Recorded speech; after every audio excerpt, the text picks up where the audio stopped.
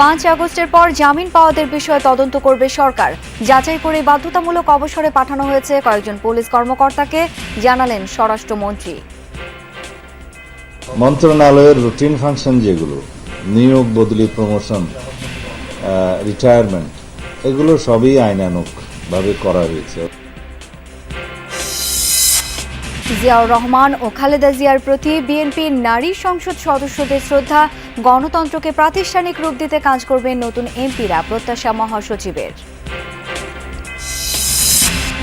DC সম্মেলনের দ্বিতীয় দিনে নানা নির্দেশনা, নির্বাচনী ইশতেহার ও সরকারি প্রকল্প বাস্তবায়নে সহায়তা চাইলেন মন্ত্রীরা। এই সরকারের পরিষ্কার লক্ষ্য আছে, পরিকল্পনা আছে এবং সেটা বাস্তবায়ন করার জন্য তো সমগ্র প্রশাসন এবং বিশেষভাবে জেলা প্রশাসন মাঠ পর্যায়ে অত্যন্ত গুরুত্বপূর্ণ। গ্রামের বাড়ি জামালপুরে পৌঁছেছে যুক্তরাষ্ট্রে হত্যার শিকার লিমনের মরদেহ। সন্ধ্যায় জানাজা শেষে দাফন, ন্যায় বিচার চায় পরিবার। আমার ছেলেকে এইভাবে যে মরতে হবে, এটাই আমার কাছে কষ্ট। যুক্তরাষ্ট্র সেই তদন্ত কমপ্লিট করবে এবং এই হত্যাকাণ্ডের জন্য যারা দায়ী তাদেরকে শাস্তির আওতায় এনে তাদেরকে উপযুক্ত শাস্তি দেওয়া হবে।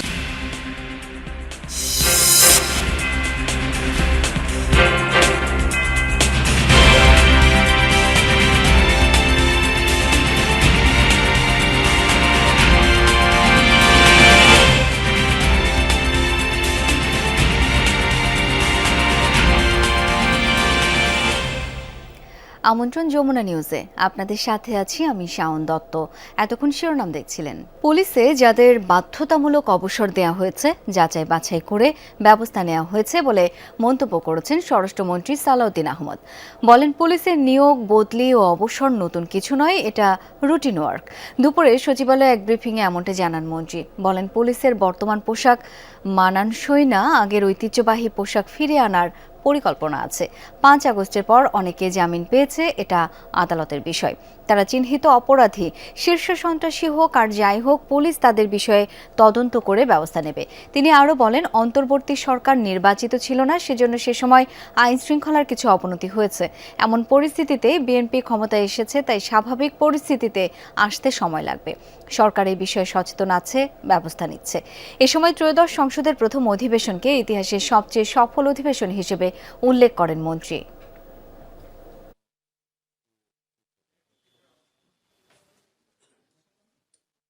মন্ত্রণালয়ের রুটিন ফাংশন যেগুলো, নিয়োগ, বদলি, প্রমোশন, রিটায়ারমেন্ট, এগুলো সবই আইনানুগ ভাবে করা হয়েছে এবং আইনানুগ প্রক্রিয়া, এবং এটা নতুন কোনো বিষয় নয়।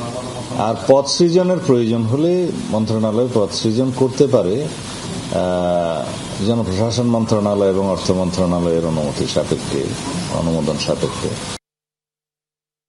রাজধানীর আদাবর থানা এলাকায় অভিযান চালিয়ে আলোচিত ও তালিকাভুক্ত সন্ত্রাসী ভাইস্তা বিল্লালকে গ্রেপ্তার করেছে পুলিশ।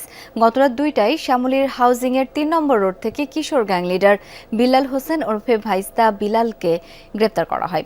পুলিশ জানায়, গোপন সংবাদের ভিত্তিতে আদাবর থানার ইন্সপেক্টর তদন্ত হাফিজুর রহমানের নেতৃত্বে এসআই রেজাউল ও এসআই তরুণ কুমার এই বিশেষ অভিযান পরিচালনা করেন।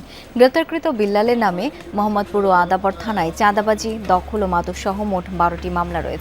এর মধ্যে 5টি মামলায় তার বিরুদ্ধে ওয়ারেন্ট ছিল।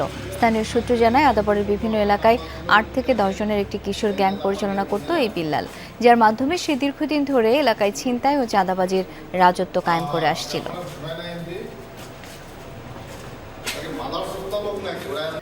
দর্শক, ডিসি সম্মেলনের দ্বিতীয় দিনের অধিবেশনে যোগ দিয়ে এই মুহূর্তে ব্রিফ করছেন সড়ক পরিবহন মন্ত্রী শেখ রবিউল আলম। আমরা সরাসরি চলে যাচ্ছি তার বক্তব্যে।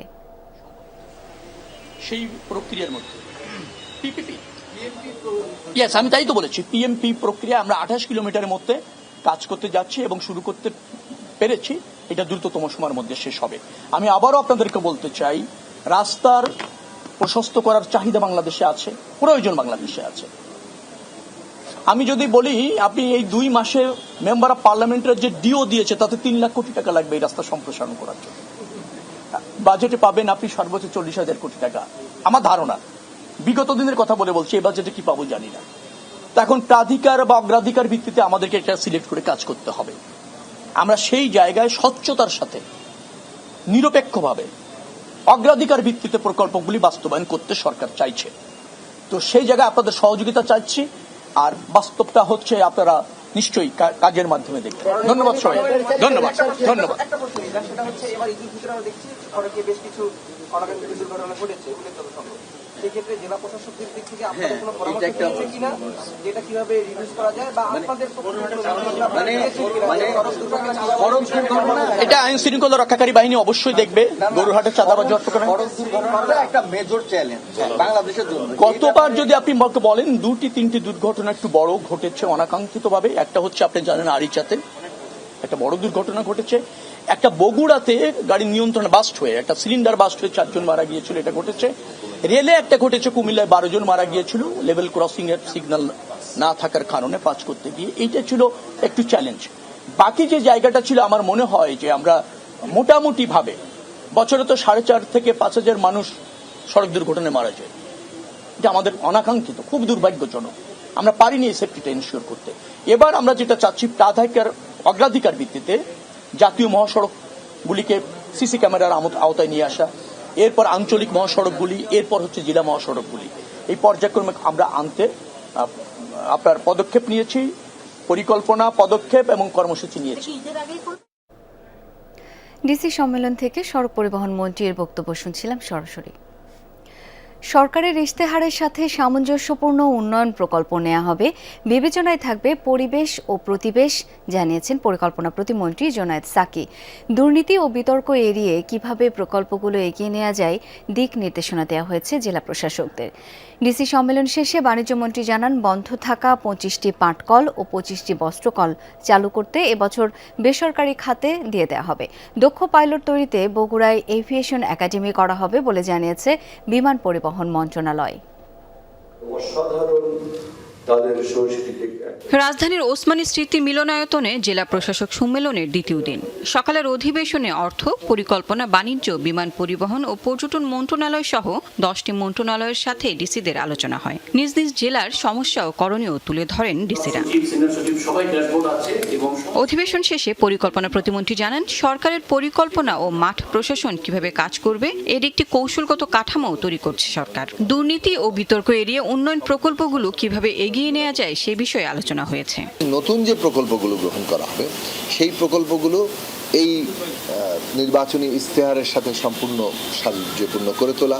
প্রত্যেকটি প্রকল্পের ক্ষেত্রে ওইটার প্রধান বিবেচনা থাকছে যে কর্মসংস্থানের ক্ষেত্রে তার ভূমিকা থাকছে, এবং অবশ্যই প্রত্যেকটি প্রকল্পে প্রতিবেশগত গুরুত্ব থাকবে। বাজার স্থিতিশীল রাখতে সরকার, প্রশাসন ও সংশ্লিষ্টদের নিয়ে সমন্বিত উদ্যোগ নেয়ার কথা জানিয়েছেন শিল্প, পাট ও বাণিজ্য মন্ত্রী। আমদানি নির্ভর পণ্যের কোনো সংকট যেন তৈরি না হয়, এজন্য রিজার্ভ তৈরি করবে সরকার। পচে যেন না যায় সেজন্য সরকারি খরচে আমরা লবণ দেওয়ার ব্যবস্থা করব, আর প্রশিক্ষণের ব্যবস্থা করব জেলা এবং উপজেলা প্রশাসন থেকে। মসজিদ মাদ্রাসায় তো যায় চামড়াগুলি, সেই সমস্ত মোহতামিম ইমাম সাহেবদের ডেকে আমরা প্রশিক্ষণের ব্যবস্থা করব। আমাদের অনেকগুলি মিলই পাট এবং বস্ত্র খাতের এটি প্রক্রিয়াতে আছে, যেগুলি বেসরকারি খাতে যাবে, এই বছরের মধ্যেই যাবে। পর্যটকদের নিরাপত্তা নিশ্চিতে ডিসিদের নির্দেশ বিমান পরিবহন ও পর্যটন মন্ত্রণালয়ের। 3 মাসের মধ্যে কক্সবাজার আন্তর্জাতিক বিমানবন্দর এবং ডিসেম্বরের মধ্যে 3rd টার্মিনাল চালুর পরিকল্পনা জানানো হয়। বন্ধ থাকা কয়েকটি বিমানবন্দর পুনরায় চালুর কথা জানান মন্ত্রী। বিমানে তো আমাদের পাইলট সংখ্যা কম, একাডেমিটা খুব তাড়াতাড়ি হবে। নীলফামারী তো একটা একাডেমি আছে, ছোট্ট একাডেমি, সেখানেও আমরা চেষ্টা করব যে 2টা একাডেমি করলে পরে বিমান এর যে পাইলট আছে, একটা পাইলট বানাতে অনেক টাকা লাগে, সেই জন্য আমরা খুবই গুরুত্ব দিয়ে আমরা একাডেমি দুটো করছি। সম্মেলনে সংস্কৃতি মন্ত্রী জানান, নতুন করে প্রত্নতাত্ত্বিক অনুসন্ধান জোরদার এবং পুরনো শিল্পকলা ভবন ও লাইব্রেরিগুলো সংস্কারের উপর গুরুত্ব সরকারের। বন্যায় ক্ষতিগ্রস্ত কৃষকদের প্রধানমন্ত্রী তহবিল ও দুর্যোগ ব্যবস্থাপনা মন্ত্রণালয় থেকে আর্থিক সহায়তা দেওয়ার কথা জানান কৃষিমন্ত্রী। এটা লিস্ট করা হচ্ছে, এরা সবাইকে সহযোগিতা করব আমরা। Lovely Bithi, Jamuna News, Dhaka. গণতন্ত্রকে প্রাতিষ্ঠানিক রূপ দিতে এবং সংসদকে প্রাণবন্ত করতে কাজ করবেন নতুন নারী সংসদ সদস্যরা, মন্তব্য করেছেন বিএনপি মহাসচিব মির্জা ফখরুল ইসলাম আলমগীর। শেরে বাংলা নগরে সাবেক রাষ্ট্রপতি জিয়াউর রহমান ও সাবেক প্রধানমন্ত্রী বেগম খালেদা জিয়ার সমাধিতে সরকার দলীয় জোটের অসংরক্ষিত সংরক্ষিত নারী আসনে নবনির্বাচিত সংসদ সদস্যদের সাথে শ্রদ্ধা নিবেদন শেষে এই মন্তব্য করেন তিনি। দেশ ও গণতন্ত্রের পক্ষে ভূমিকা রাখবেন নতুন নারী সংসদ সদস্যরা, এমন মন্তব্য করেন বিএনপি মহাসচিব মির্জা ফখরুল ইসলাম আলমগীর। এ সময় নতুন এমপিরা দেশের উন্নয়ন এবং সাম্য ও ন্যায় বিচার প্রতিষ্ঠার অঙ্গীকার ব্যক্ত করেন। নারী সদস্যরা এখানে শপথ গ্রহণ করেছেন যে তারা বাংলাদেশে গণতন্ত্রকে প্রাতিষ্ঠানিক রূপ দিতে, জাতীয় সংসদকে কার্যকরী করার ক্ষেত্রে এবং জাতীয় সংসদকে সত্যিকার অর্থেই সকল কর্মকাণ্ডের কেন্দ্রবিন্দু পরিণত করতে তারা তাদের ভূমিকা রাখবেন। পশ্চিমবঙ্গে প্রথমবারের মতো সরকার গঠনের সম্ভাবনা জাগিয়েছে বিজেপি। সবশেষ তথ্য মতে 190টিরও বেশি আসনে এগিয়ে দলটি। সরকার গঠনের ম্যাজিক ফিগার 148, অন্যদিকে তৃণমূল কংগ্রেস এগিয়ে 90টিতে। জয়ের ব্যাপারে আশাবাদী দুই পক্ষই। এদিকে রাজ্যের বিভিন্ন স্থানে এরই মধ্যে উদযাপন শুরু করেছে গেরুয়া শিবির। এখনো আসেনি আনুষ্ঠানিক ঘোষণা, কিন্তু চলছে উৎসব। গেরুয়া রঙের ছড়াছড়ি পুরো পশ্চিমবঙ্গে। সর্বশেষ তথ্যানুযায়ী 293টির মধ্যে 170টিরও বেশি আসনে এগিয়ে বিজেপি। ক্ষমতাসীন তৃণমূল লিড করছে অন্তত 90টি আসনে। তবে এইসব আসনে এখনো আরও কয়েক রাউন্ডের ভোট গণনা বাকি। সকালে ভোট গণনা প্রদর্শনকালে সাংবাদিকদের সঙ্গে কথা বলেন বিরোধী দলনেতা ও বিজেপি প্রার্থী শুভেন্দু অধিকারী। পশ্চিমবঙ্গে সরকার গঠন করতে যাচ্ছে বিজেপি, সেই প্রত্যাশাই ব্যক্ত করেন তিনি। सरकार भाजपा कर रहा है, ये मान के चलिए। आप लोग का जो चल रहा था, जो इनिशियल ट्रेंड रहा है 135 प्लस बीजेपी, 100 अप्रोक्स टीम्स। ये भवानीपुर का मैं 9-10 राउंड से आप देख लेना, मैं पूरा संभाल के आगे चला जाऊंगा। এদিকে ভোট গণনার মাঝেই জরুরি বার্তা দিয়েছেন পশ্চিমবঙ্গের মুখ্যমন্ত্রী মমতা ব্যানার্জি। ভিডিও বার্তায় কাউন্টিং এজেন্ট ও তৃণমূল নেতাকর্মীদের ভোটিং এলাকা ত্যাগ না করার অনুরোধ করেছেন তিনি। কালকে থেকেই বলছি যে ওদেরগুলো আগে দেখাবে, আমাদেরগুলো পরে দেখাবে। এবং অনেক জায়গায় 2-3 রাউন্ড কাউন্টিং করার পরে প্রায় 100টা জায়গায় কাউন্টিং বন্ধ করে রেখে দিয়েছে। কাউন্টিং এজেন্টদের, আমাদের সমস্ত পার্টির কর্মীদের বলবো, অত মন খারাপ করার কারণ নেই। আমি বলেছিলাম সূর্যাস্তের পরে আপনারা জিতবেন। 3 রাউন্ড 4 রাউন্ড কাউন্ট হলেও এটা 14 রাউন্ড থেকে 18 রাউন্ড কাউন্ট হয়, তখন আপনারা জিতবেন। Wait and C. জোড়াফুল না পদ্মফুল, কার পতাকা উঠবে পশ্চিমবঙ্গে তা জানা যাবে আর কয়েক ঘন্টা পরই। অনিক রহমান, যমুনা নিউজ। দুবাই ও সৌদি আরবে 208 জন প্রবাসীকে জুলাই আন্দোলনে অংশ নেওয়ার কারণে গ্রেপ্তার ও সাজা দিয়ে দেশে পাঠানোয় তাদের প্রত্যেককে 25 লাখ টাকা ক্ষতিপূরণ কেন দেওয়া হবে না, এই বিষয়ে রুল জারি করেছেন হাইকোর্ট। সোমবার বিচারপতি ফাতেমা নজিবের নেতৃত্বাধীন হাইকোর্ট বেঞ্চ রিট শুনানি শেষে এই রুল জারি করেন। রিটকারী আইনজীবী বলেন, জুলাই আন্দোলনে অংশ নেয়ায় তাদের গ্রেপ্তার করা হয়। পরে অন্তর্বর্তী সরকারের প্রধান উপদেষ্টা ডক্টর মোহাম্মদ ইউনূসের হস্তক্ষেপে তাদের মুক্তি দেওয়া হয়। পরে বাংলাদেশে পাঠিয়ে দেওয়া হয়। এতে তারা আর্থিকভাবে ক্ষতিগ্রস্ত হয়েছেন। প্রবাসে বাংলাদেশিরা যারা অংশগ্রহণ করেছিলেন আন্দোলনে এবং যাদেরকে দেশে ফেরত পাঠানো হয়েছে, ক্ষতিগ্রস্ত হয়েছে, তাদেরকে প্রত্যেককে 25 লক্ষ টাকা করে কেন ক্ষতিপূরণ দেওয়া হবে না, এই মর্মে রুল দিয়েছেন। সরকারের কাছে জানতে চেয়েছেন 260 জন প্রবাসী বাংলাদেশি এবং একজন বাংলাদেশি ইউএইর কারাভোগের সময় জেলে তিনি মৃত্যুবরণ করেন। প্রবাসী কল্যাণ মন্ত্রণালয়ের সচিব বরাবর আমরা যে আবেদন করেছি ক্ষতিপূরণের জন্য, এই আবেদনটি আগামী 30 দিনের মধ্যে নিষ্পত্তির জন্য আদেশ প্রদান করেছেন। যুক্তরাষ্ট্রে বাংলাদেশি পিএইচডি শিক্ষার্থী জামিল আহমেদ লিমনের হত্যার ঘটনায় বিচার নিশ্চিতে দেশটির সঙ্গে যোগাযোগ রাখছে বাংলাদেশ, জানিয়েছেন পররাষ্ট্র প্রতিমন্ত্রী শামা ওবায়েদ। সকালে দেশে আনা লিমনের মরদেহ পরিবারের কাছে হস্তান্তর করেন তিনি। পরে লিমনের মরদেহ নিয়ে যাওয়া হয় জামালপুরে। সেখানে লিমনের জানাজার পর দাফন করা হবে মরদেহ। যুক্তরাষ্ট্র থেকে দেশে ফিরবে ছেলে, কিন্তু বিমানবন্দরে উপস্থিত পরিবারের কারো মুখে হাসি নেই, বরং চাপা কান্নায় ঢেকে রাখার চেষ্টা।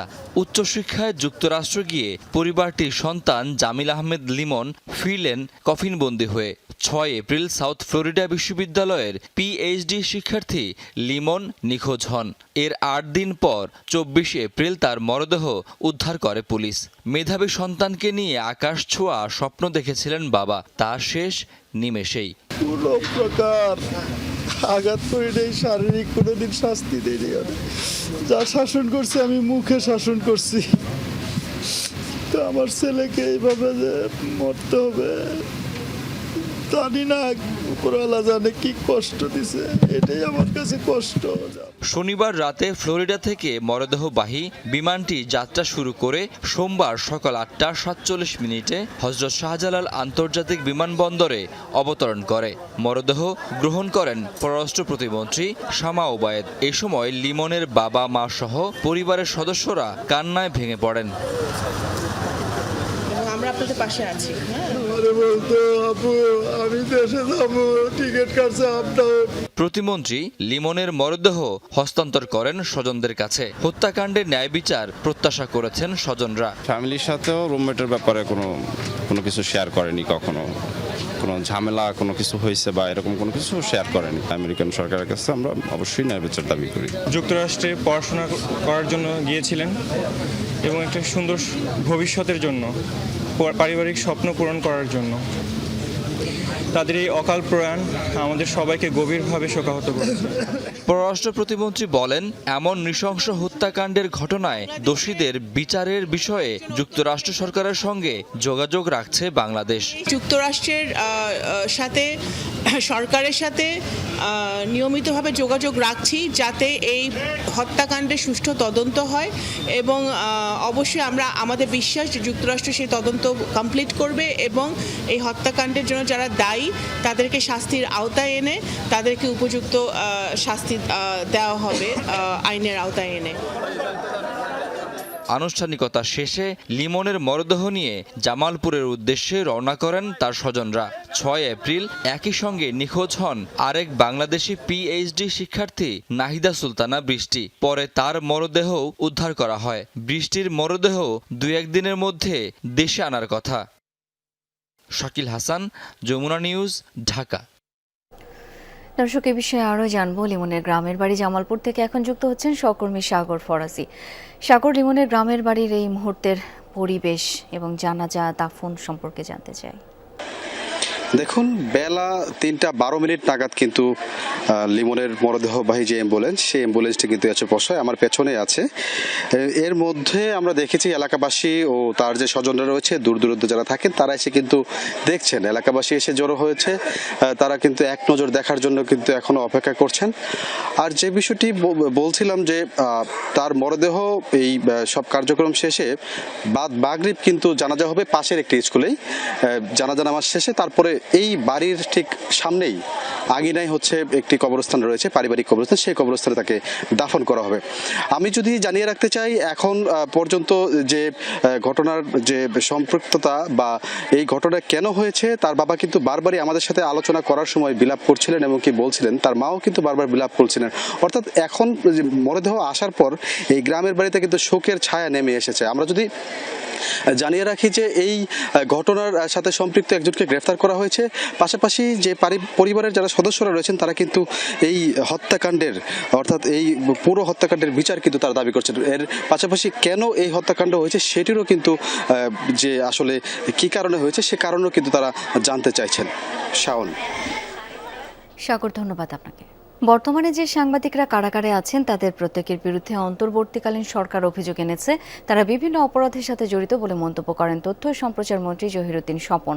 দুপুরে জাহাঙ্গীরনগর বিশ্ববিদ্যালয়ের জহির রায়হান মিলনায়তনে সত্যজিৎ রায় চলচ্চিত্র উদ্বোধনী শেষে সাংবাদিকদের সাথে আলাপকালে তিনি এসব মন্তব্য করেন। এ সময় তথ্যমন্ত্রী বলেন, ফ্যাসিবাদ আমলে গণতান্ত্রিক সংগ্রামের উপর যে অত্যাচার নির্যাতন হয়েছে তার সহযোগিতা করার অভিযোগ রয়েছে কোনো সাংবাদিকের বিরুদ্ধে। অনেকে আবার স্বাধীনভাবে সাংবাদিকতার চেষ্টা করেছেন, তাদের সাথে বর্তমান সরকারের কোনো সম্পর্ক নেই। তিনি আরও বলেন, আইনমন্ত্রী ও স্বরাষ্ট্রমন্ত্রীর সাথে কথা বলে সাংবাদিকদের জন্য ন্যায্যটাই গ্রহণ করা হবে।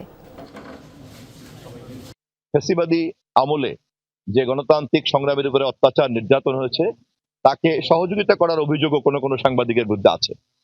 আবার অনেক সাংবাদিকরা স্বাধীনভাবে সাংবাদিকতা করতে চেষ্টা করেছেন। তবে কাজের সঙ্গে যেহেতু আমাদের এই সরকারের কোনো সম্পর্ক নাই, সেই কারণে আমি আইনমন্ত্রী এবং স্বরাষ্ট্রমন্ত্রী মহোদয়ের সঙ্গে কথা বলে সাংবাদিকদের জন্য যেটা ন্যায্য সেটার ব্যবস্থা আমরা গ্রহণ করব। আসন্ন বাজেটে এমপিও ভুক্তির ঘোষণার দাবি জানিয়ে 15 দিনের আলটিমেটাম দিয়েছে সম্মিলিত নন এমপিও ঐক্য পরিষদ। সকালে জাতীয় প্রেস ক্লাবের সামনে স্বীকৃতিপ্রাপ্ত সচল সকল নন এমপিও শিক্ষা প্রতিষ্ঠানগুলোকে এমপিও ভুক্তির দাবিতে নন এমপিও শিক্ষক সমাবেশে এই আলটিমেটাম দেন সমাবেশের সভাপতি ও প্রধান সমন্বয়ক সেলিম মিয়া। সমাবেশে দেশের বিভিন্ন প্রান্ত থেকে নন এমপিও শিক্ষা প্রতিষ্ঠানের শিক্ষকরা এই সমাবেশে যোগ দেন। বক্তারা দীর্ঘদিন যাবৎ তাদের প্রতিষ্ঠানের এমপিও ভুক্তি না হওয়া ও জীবন ধারণের নানা অসঙ্গতি তুলে ধরেন।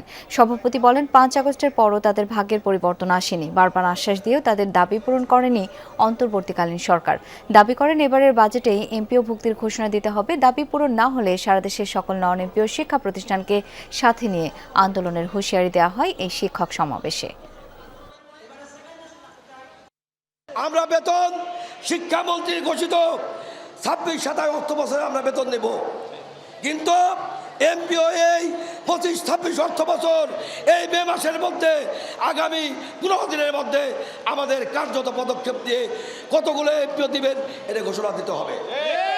অন্যথায় এই নন এমপিও শিক্ষকদের দেওয়ালে পিঠ থেকে গেছে, পিছে হটবার করে বত্তায়। আমানত ও পূর্ণ লভ্যাংশ ফেরত দেওয়ার দাবিতে দ্বিতীয় দিনের মতো চট্টগ্রামের আগ্রাবাদ এলাকায় 5টি ব্যাংকে তালা দিয়েছেন আমানতকারীরা। সকাল থেকে একে একে union bank, Exim bank, first security ইসলামী ব্যাংক, গ্লোবাল ব্যাংক এবং সোশ্যাল ইসলামী ব্যাংকে তালা দেয় তারা।